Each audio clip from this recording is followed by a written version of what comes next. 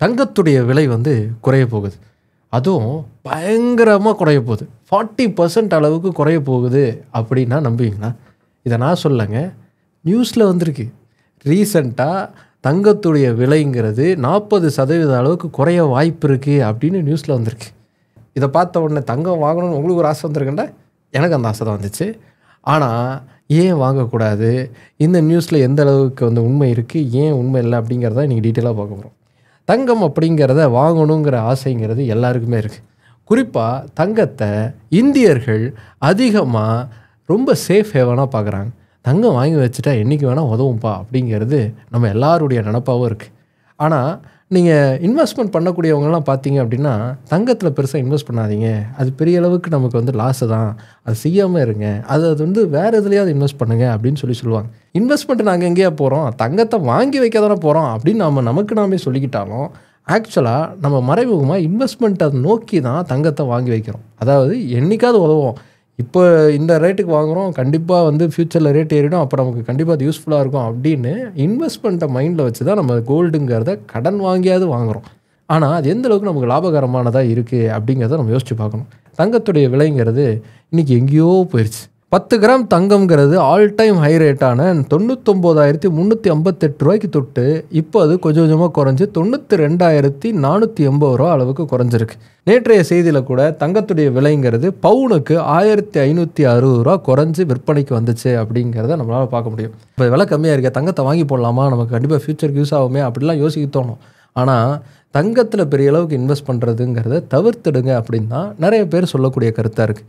ஏன்னா தங்கத்துடைய சிஏஜிஆர் அப்படிங்கிறது 15 இயர்ஸில் நம்ம பார்த்தோம் அப்படின்னா 8 to 9% அளவுக்கு தான் இருக்குது. அதே சமயத்தில் நிஃப்டி 50 மாதிரியான ஸ்டாக் மார்க்கெட் இண்டெக்ஸஸில் வந்து நம்ம இன்வெஸ்ட் பண்ணோம் அப்படின்னா அது 13% 14% அளவுக்கான ரிட்டர்ன் அப்படிங்கிறத கொடுத்துருக்கு. 15 வருஷத்தில் இந்த ரெண்டுத்துக்கு நடுவில் இருக்கக்கூடிய 5 to 6% அளவுக்கான டிஃப்ரென்ஸ் அப்படிங்கிறது பெரிய அளவுக்கான ஒரு தாக்கத்தை வந்து தரும். ஆனால் ஸ்டாக் மார்க்கெட்டை பற்றி நமக்கு பெருசாக தெரியாதுப்பா, ரொம்ப ரிஸ்க்கான ஒன்று, பணத்தை இன்வெஸ்ட் பண்ணோன்னா அது காணாமல் போயிடுச்சுன்னா என்ன பண்ணுறது அப்படிங்கிற ஒரு பயம் இருக்கும்.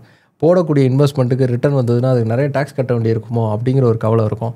இந்த கவலை, இந்த பயம்லாம் இல்லாமல் இன்வெஸ்ட் பண்ணுறதுக்கான வாய்ப்புகள் ஏதாவது இருக்கான்னு பார்த்தா அப்படி நிறைய வாய்ப்புகள் இருக்குது, நிறைய ஆப்பர்ச்சுனிட்டிஸ் இருக்குது. அப்படி ஒரு ஆப்பர்ச்சுனிட்டியாக தான் ஐசிஐசிஐ ப்ரூடென்ஷியல் லைஃப் இன்சூரன்ஸ் வந்து ஆஃபர் பண்ணுறாங்க. அவங்களுடைய என்எஃப்ஓவான இந்தியா கன்சப்ஷன் ஃபண்டுங்கிறது 19ஆம் தேதி வரைக்கும் ஓப்பனில் இருக்குது. அதாவது இன்னும் 2 நாள் தான் இருக்குது. அந்த என்எஃப்ஓவில் நீங்கள் கண்டிப்பாக இன்வெஸ்ட்மெண்ட்டுங்கிறத பண்ணலாம், நல்ல ரிட்டர்ன் கிடைக்கிறதுக்கான வாய்ப்புகள் இருக்குது. டிஸ்கிரிப்ஷனில் கொடுத்துருக்கக்கூடிய லிங்க் மூலமாக உங்களுக்கு தமிழில் கால் பேக்குங்கிறத நீங்கள் ரெக்வஸ்ட் பண்ணலாம். உங்களுடைய டவுட்ஸ் எல்லாத்தையுமே நீங்கள் அதில் கிளியர் பண்ணிவிட்டு உங்களுக்கான ஒரு இன்வெஸ்ட்மெண்ட்டுங்கிறத அதில் நீங்கள் ஆரம்பிக்கலாம். ஐசிஐசிஐ ப்ரூடென்ஷியல் லைஃபுடைய ஒரு சில நம்பர்ஸ்லாம் பார்ப்போம். அவங்களுடைய இந்தியா க்ரோத் ஃபண்டுங்கிறது 2019 லான்ச் ஆச்சு.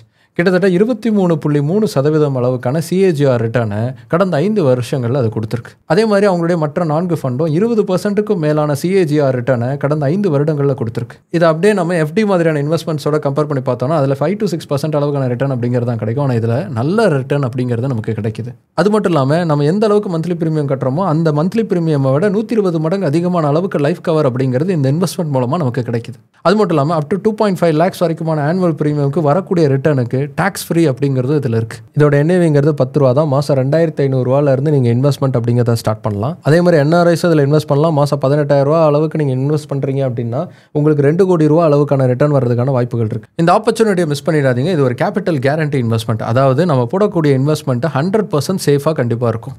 அதோட 5 year லாக்இன் பீரியட் இருக்குது அப்படிங்கிறதால உங்களால் எந்த அளவுக்கு கம்ஃபர்டபுளாக இன்வெஸ்ட்மெண்ட் பண்ண முடியுமோ அந்த அமௌண்ட்டை சூஸ் பண்ணி இன்வெஸ்ட்மெண்ட் அப்படிங்கிறத ஸ்டார்ட் பண்ணுங்கள். இவ்வளோ பெனிஃபிட்ஸோடு இருக்கக்கூடிய இந்த ஆப்பர்ச்சுனிட்டியை மிஸ் பண்ணிடாதீங்க. இதுக்கான லிங்க்குங்கிறத டிஸ்கிரிப்ஷன்லையும் கமெண்ட்லையும் பின் பண்ணியிருக்கேன், செக் பண்ணி பாருங்கள்.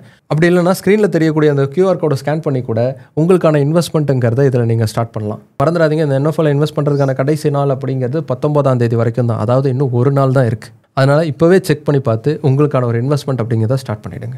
சரி, இப்போது தங்க விலைங்கிறது ஏன் ஏறி இறங்குது, அதுக்கான காரணம் என்ன அப்படிங்கிறத சிம்பிளாக பார்த்துரும். தங்கம் அப்படிங்கிறது ஒரு கொமாடிட்டி.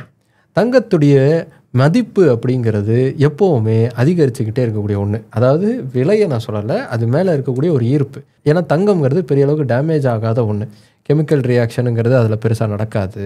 அதே மாதிரி பெரிய அளவுக்கான பாதிப்புங்கிறது அதுக்கு ஏற்படாது. அப்படிங்கிறதால தங்கம் வந்து எத்தனை ஆண்டுகள் ஆனாலும் அதே தன்மையோடு இருக்கக்கூடிய ஒரு மெட்டல்.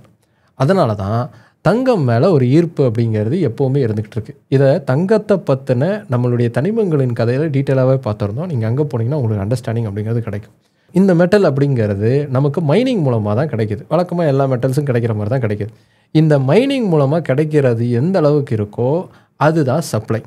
ஆனால் அந்த தங்கத்தை வாங்கணும்னு நினைக்கிறாங்கல்ல, அதெல்லாம் டிமாண்ட் எந்த அளவுக்கு அதிகமாக இருக்கோ அந்த அளவுக்கு தங்கத்துடைய விலைங்கிறது ஏறிக்கிட்டே இருக்கும். ஏன்னா சப்ளை வந்து கம்மியாக தான் இருக்குது. அதாவது பூமியிலிருந்து வெட்டி எடுக்கப்படக்கூடிய தங்கத்தின் அளவு ரொம்ப குறைவு. தோராயமாக 2,16,265 டன்னு தான் இது வரைக்கும் வெட்டி எடுக்கப்பட்டிருக்கு. சமீபத்தில் லேட்டஸ்டான மைனிங் இடங்கள்லாம் கண்டுபிடிக்கப்பட்டு டெக்னாலஜிலாம் பயன்படுத்தப்பட்டதால் வருஷத்துக்கு 3,500 டன் அளவுக்கு அதிகரிக்க வாய்ப்பு இருக்குன்னு சொல்லியிருக்காங்களே தவிர இன்னும் அந்த ஸ்டேட்டை போய் நம்ம அடையலை. இப்படி தங்கம்ங்கிறது கம்மியான அளவுக்கு வெட்டி எடுக்கப்படுறதால தான் நிறைய நகை கடைகளுக்கெல்லாம் கூட பார்த்திங்கன்னா உங்கள் பழைய நகையை கொடுங்க, புது நகையை வாங்கிக்கோங்க அப்படிங்கிறத ப்ரொமோட் பண்ணுவாங்க. பழசுக்கு புதுசு ஈஸியாக வாங்கிடலாம் அப்படின்னு விளம்பரம் பண்ணுவாங்க. ஏன் அப்படி பண்ணுறாங்க அப்படின்னா தங்கத்தை அவங்க வாங்கிறதுங்கிறது கொஞ்சம் கஷ்டமான ஒன்றா இருக்குது. ஏன்னா தங்கம் அந்த அளவுக்கு டிமாண்டாக மாறிடுச்சு. இந்திய அரசு கூட ஒரு 10 வருஷ இடைவேளையில் என்ன பண்ணாங்கன்னா தங்கம் வந்து அதிகமாக இந்தியாவில் இம்போர்ட் ஆகுது அப்படிங்கிறதால அதுக்கு நிறைய அளவுக்கு செலவு செய்கிறோம் அப்படிங்கிறதாலையும் சோவரின் கோல்ட் பாண்ட் அப்படிங்கிறதெல்லாம் கொண்டு வந்தாங்க. ஏன் அதை கொண்டு வந்தாங்க அப்படின்னா இம்போர்ட்டை குறைக்கணும், தங்கத்தை வந்து ஃபிசிக்கலாக இல்லாமல் இந்த மாதிரி பாண்டாக வாங்குறதுக்கு மக்களை வந்து என்கரேஜ் பண்ணணும் அப்படிங்கிறதுக்காக. ஓப்பனாக வந்து தங்கம் வாங்குறத கொஞ்சம் குறைச்சிக்கோங்க அப்படின்லாம் கூட அந்த டைமில் ஸ்டேட்மெண்ட்லாம் விட்டாங்க.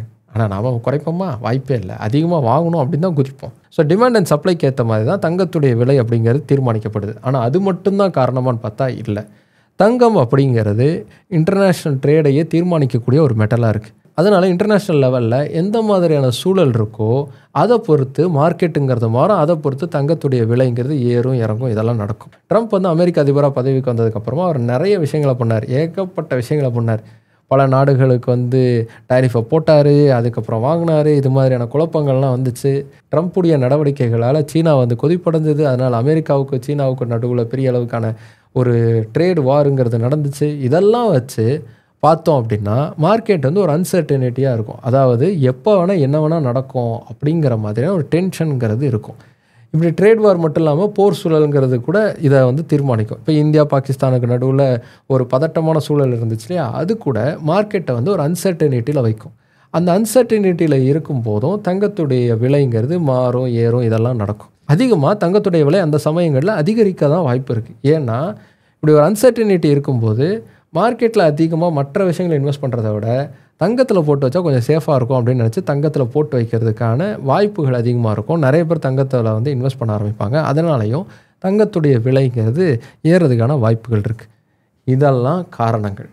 இதே மாதிரியான புறச்சூழல் காரணங்களால தான் தங்கத்துடைய விலை குறைய வாய்ப்பு இருக்குது அப்படிங்கிறது ரீசண்டாக வந்து ஆய்வறிக்கையில் வந்துச்சு. மார்னிங் ஸ்டாருங்கிற அமைப்பு வெளியிட்ட அந்த ரிப்போர்ட்டில் வந்து என்ன சொல்லியிருக்காங்கன்னா 40% அளவுக்கு தங்கத்துடைய விலை குறைய வாய்ப்பு இருக்குது, கிராஷ் ஆக வாய்ப்பு இருக்குது. ஏன்னா தங்கத்துக்கான டிமாண்டுங்கிறது கொஞ்சம் முன்ன பின்ன மாறலாம். பல நாடுகளுடைய சென்ட்ரல் பேங்க்ஸ் வந்து அவங்க தங்கத்தை வாங்கிறத விட கையில் இருக்கக்கூடிய தங்கத்தை பத்திரமா பாதுகாக்கிறதுக்கான வேலையில் இறங்குவாங்க. அதனாலையும் தங்கத்துக்கான டிமாண்டுங்கிறது குறையும், அதுவும் வந்து விலை குறையிறதுக்கான வாய்ப்புகளை உருவாக்கும் அப்படின்னு நிறைய காரணங்கள் வந்து முன் வச்சுருக்காங்க. இது ஒரு அமைப்பு கொடுத்த ஆய்வறிக்கை. அதே சமயத்தில் கோல்ட்மேன் சாட்ச்ங்கிற மாதிரியான இன்னொரு அமைப்புகள்லாம் தங்கத்துடைய விலைங்கிறது கண்டிப்பாக இன்னும் அதிகமாக வாய்ப்பு இருக்குது, 1 லட்சத்தை தாண்ட வாய்ப்பு இருக்குது, 1,30,000 அளவுக்கு கூட போக வாய்ப்பு இருக்குது அப்படிங்கிற மாதிரியான புள்ளி விவரங்களை சொல்லியிருக்காங்க. ஆனால் தங்கம் வந்து இவங்க சொல்கிற மாதிரிலாம் ரேட்டு குறைஞ்சிருக்கு அப்படின்னு பார்த்தா குறைஞ்சிருக்கு. 20%, 30% குறைஞ்ச சமயங்கள்லாம் கூட இருந்திருக்கு. ஆனால் இந்தியாவில் அந்த சமயங்களில் கூட பெரிய அளவுக்கு டிஸ்டர்பன்ஸ் இல்லை. உலகத்தில் 20%க்கு கீழே குறைஞ்ச சமயத்தில் கூட இந்தியாவில் கோல்டுடைய ரேட்டுங்கிறது ஓரளவுக்கு சஸ்டெயினபிளாக தான் இருந்திருக்கு. அதுக்கு காரணம் நமக்கு கோல்டு ரொம்ப பிடிக்கும் அப்படிங்கிறதால தேடி தேடி நம்ம வாங்கிட்டு இருக்கோம் அப்படிங்கிறது தான் மெயின் காரணம். ஆனால் நீங்கள் நல்லா பார்த்தீங்க அப்படின்னா கோல்டில் வந்து இன்வெஸ்ட்மெண்ட்டுங்கன்னு யோசித்து வாங்காதீங்க. தங்கம் வந்து எப்படி வேணால் காப்பாற்றும் அப்படின்னு நம்பி தங்கத்தில் இன்வெஸ்ட் பண்ணாதீங்க அப்படிங்கிறதான் நிறைய இன்வெஸ்ட்மெண்ட் பண்ணக்கூடியவங்க சொல்லக்கூடிய விஷயமா இருக்கும். ஏன் அது சொல்கிறாங்க? அதுக்கான காரணம் என்ன? இந்த சார்ட் எடுத்து பார்ப்போம். இந்த கிராஃபை பார்த்தீங்க அப்படின்னா ஒருத்தர் கோல்டில் இன்வெஸ்ட் பண்ணுறாரு, இன்னொருத்தர் காம்பவுண்ட் இன்ட்ரெஸ்ட் தரக்கூடிய இன்னொரு பிளானில் வந்து இன்வெஸ்ட் பண்ணுறாரு. இந்த ரெண்டுத்தையும் நம்ம கம்பேர் பண்ணி பார்த்தோம் அப்படின்னா கோல்டில் இன்வெஸ்ட் பண்ணவரை விட காம்பவுண்ட் இன்ட்ரெஸ்ட் தரக்கூடிய ஒரு பிளானில் இன்வெஸ்ட் பண்ணவருக்கு தான் நல்ல அளவுக்கான ரிட்டர்ன் அப்படிங்கிறது கொடுத்துருக்கு. ஹிஸ்டாரிக்கலாகவே ப்ரூவன் ட்ராக் ரெக்கார்டாகவே இருக்குது. கோல்டில் இன்வெஸ்ட் பண்ணுறத விட மற்ற இன்வெஸ்ட்மெண்ட் ஆப்ஷன்ஸ்லேருந்து தான் நமக்கு நல்ல ரிட்டர்ன் அப்படிங்கிறது கிடச்சிருக்கு அப்படிங்கிறத பார்க்க முடியுது. அதே சமயத்தில் நம்ம கோல்டு வாங்குகிறோம், அப்படி வாங்குறதுனால நமக்கு எந்த அளவுக்கு பெனிஃபிட் இருக்குது அப்படின்னு பார்த்தா அதுவும் ஒரு பெரிய கேள்விக்குறி தான். ஏன்னா நம்ம ஒரு சேதாரத்துக்கு ஒரு காசு கொடுக்குறோம், செய்கூலிக்கு ஒரு காசு கொடுக்குறோம், ஜிஎஸ்டி கட்டுறோம், இது எல்லாமே நமக்கு லாஸு தான். அதை தாண்டி அப்படி வாங்கின கோல்டை நம்ம திருப்பி புது நகையாக வாங்க போனால் கூட வேஸ்டேஜ்னு அதில் ஒரு பர்சன்டேஜ் கழிச்சிடுறாங்க. ஸோ அதுவும் நமக்கு லாஸ் ஆகுது. சரி, ஒரு ஆத்திர அவசரத்துக்கு நகையை போய் அடமானம் வைக்க போகலாம் அப்படின்னு நம்ம போனால் அதுலேயும் தேய்மானம் அப்படிங்கிறத போட்டு அதுலேயும் ஒரு பர்சன்டேஜ் அப்படிங்கிறத குறைச்சிட்றாங்க. நம்ம ஏற்கனவே வேஸ்டேஜ் அதுன்னு கட்டி தான் நம்ம நகையை எடுத்திருக்கோம். அப்படி எக்ஸ்ட்ராவாக கட்டின பணமும் நம்ம அப்படி நகையை வைக்க போகும்போது கேல்குலேட் பண்ணுறதில்ல, அதுலேயும் குறைச்சிட்றாங்க அப்படிங்கிறது தான் மேட்ரு. நகையை வாங்க வேணாம், காயினாக வாங்கிப்போம், பிஸ்கெட்டாக வாங்கிப்போம், அது நமக்கு யூஸ்ஃபுல்லாக இருக்கும் அப்படின்னு யோசிப்போம். ஆனால் பேங்க்ஸில் போய் பார்த்தீங்கன்னா காயினாக நீங்கள் அடமானம் வைக்க போகிறீங்கன்னா வாங்க மாட்டேன்னு வாங்க. பிஸ்கெட்டை கூட வாங்குறதுக்கு ஒரு சில பேங்க்ஸ்லாம் யோசிக்கிறாங்க. நம்ம தனியாக நகைக்கடை வச்சுருப்பாங்கள்ல, அவங்கக்கிட்ட போய் தான் நகையை நம்ம வைக்க வேண்டிய சூழலுங்கிறது இருக்கும். அது எந்தளவுக்கு சேஃபாக இருக்கும் அப்படின்னு சொல்ல முடியாது. நாளைக்கு நம்ம நகையை திருப்பணும்னு போனால் அவங்க நமக்கு திரும்ப தருவாங்களா, ஒரிஜினலாக இருக்குமாங்கிற கேள்விலாம் வரும். பேங்க்னாவது நம்ம உரிமையாக கேட்குறதுக்கான பாசிபிலிட்டிஸுங்கிறது இருக்குது. நகையை விற்கணும்னு போனால் கூட இந்த மாதிரியான சிக்கலுங்கிறது வருது. காயினாக நாங்கள் எடுத்துக்க மாட்டோம், அதே மாதிரி நாங்கள் ஜொல்லாக தான் எடுத்துப்போங்கிற மாதிரியான விஷயங்கள்லாம் சொல்கிறாங்க. ஆனால் நம்ம நகையை விற்கிறதுக்கு ரொம்பவே யோசிப்போம், அடமானம் வைக்கணும் தான் யோசிப்போம். அடமானம் வைக்கணும்னு போனால் இந்த மாதிரியான ரெகுலேஷன்ஸுங்கிறது இருக்குது. கடைசியாக நகையை விற்றுட்டு தான் நம்ம காசை வாங்கணுங்கிற சூழலுங்கிறது வரும். அதனால் பெரிய அளவுக்கான ஒரு லாஸாக தான் நகைகள் அப்படிங்கிறது நமக்கு இருக்குது. அதனால ஃபிசிக்கல் கோல்டாக வாங்காமல் டிஜிட்டல் கோல்டாவோ இல்லை கோல்டு பாண்ட்ஸாவோ வாங்கணும் அப்படின்னு சொல்லுவாங்க. ஆனால் அது வாங்குறதுக்கு நம்ம யோசிக்கிறோம். ஆனால் ஆக்சுவலாக அப்படி வாங்குறது தான் நமக்கு பெனிஃபிட்டாக இருக்குது அப்படிங்கிறது தான் இதெல்லாம் படிக்கும்போது தோணுது. சரி, முதல்ல ஆரம்பித்த கேள்விக்கு வருவோம். கோல்டு ரேட்டு குறையுமா குறையாதா அப்படிங்கிறத பார்த்தோம் அப்படின்னா, இப்போ இருக்கக்கூடிய சூழலில் ஒரு மாதிரி அன்சர்டனிட்டி இருக்குது. அப்படிங்கிறதால நகை விலை குறையலாம், கூடலாம். பெரிய அளவுக்கு இவங்க சொல்கிற மாதிரி 40% அளவுக்கு குறையிறதுக்கு வாய்ப்புகள் இருக்கா இல்லையா அப்படிங்கிறது இனிமேல் நடக்க போகக்கூடிய சூழலை பார்த்து தான் முடிவு செய்ய முடியும் அப்படின்னு சொல்கிறாங்க. அதனால் கோல்டு அப்படிங்கிறத ஒரு இன்வெஸ்ட்மெண்ட்டாக யோசித்து அதில் பணம் போடுறத நம்ம நிறுத்தணும். கோல்டில் போட்டு வைப்போம், கண்டிப்பாக நமக்கு பெரிய லாபம் கிடைக்கும் அப்படின்னு அதிகமாக அதுலேயே நம்ம இன்வெஸ்ட்மெண்ட்டுங்கிறத பண்ணாமல் அதை ஒரு பேக்கப்பாக வச்சுக்கிட்டு அதையும் செஞ்சுக்கிட்டு அதை தாண்டி மற்ற இன்வெஸ்ட்மெண்ட் விஷயங்களையும் பண்ணோம் அப்படின்னா கண்டிப்பாக நம்மளுடைய பொருளாதாரத்தை நம்ம சேஃபாக பேலன்ஸ்டாக வச்சுக்க முடியும் அப்படிங்கிறத மாற்று கருத்து இல்லை. அதனால தான் சொல்கிறேன், நமக்கான ஒரு நல்ல இன்வெஸ்ட்மெண்ட்டாக ஆரம்பத்திலே ஆரம்பித்து வச்சுறது நல்லது. அப்படி ஒரு இன்வெஸ்ட்மெண்ட் பற்றி தான் இந்த வீடியோட ஸ்டார்டிங்லேயே சொன்னேன். இப்போவும் நான் சொல்கிறேன், ஐசிஐசிஐ ப்ரூடென்ஷியல் லைஃப் உடைய இந்தியா கன்சப்ஷன் ஃபண்டுங்கிற என்எஃப்ங்கிறது நமக்கு கண்டிப்பாக அப்படி ஒரு இன்வெஸ்ட்மெண்ட் ஆப்பர்ச்சுனிட்டியாக தான் தருது. இதில் நீங்கள் மே 19 இன்வெஸ்ட்மெண்ட்டுங்கிறத ஸ்டார்ட் பண்ணிடணும். அதாவது இன்னும் ஒரு நாள் தான் இருக்குது, மிஸ் பண்ணிடாதீங்க. டிஸ்கிரிப்ஷன்லேயும் கமெண்ட்லேயும் பின் பண்ணியிருக்கக்கூடிய லிங்க் போய் செக் பண்ணி பாருங்கள். அது மட்டும் இல்லை, ஸ்க்ரீனில் தெரியக்கூடிய அந்த QR கோடை ஸ்கேன் பண்ணி கூட நீங்கள் அந்த என்எஃப்ல இன்வெஸ்ட்மெண்ட்டுங்கிறத ஸ்டார்ட் பண்ணலாம். இப்போவே செக் பண்ணி பாருங்கள், கண்டிப்பாக ஒரு நல்ல ஆப்பர்ச்சுனிட்டி. சரி, ஓகே, கோல்டு விலை ஏறுமா ஏறாதா அப்படிங்கிற கேள்விக்கு இன்னும் சரியான பதிலுங்கிறது தெரியல. நம்ம பிக்யூபர்ஸில் யாராவது இதை பயங்கரமாக ஃபாலோ பண்ணிகிட்டு இருக்கீங்க அப்படின்னா கீழே கமெண்ட் பண்ணுங்கள், நம்ம எல்லாருமே சேர்ந்து தெரிஞ்சுக்கலாம். அடுத்து இன்னொரு இன்ட்ரெஸ்டிங்கான கண்டென்ட்டோட உங்களை பார்க்குறேன். பை.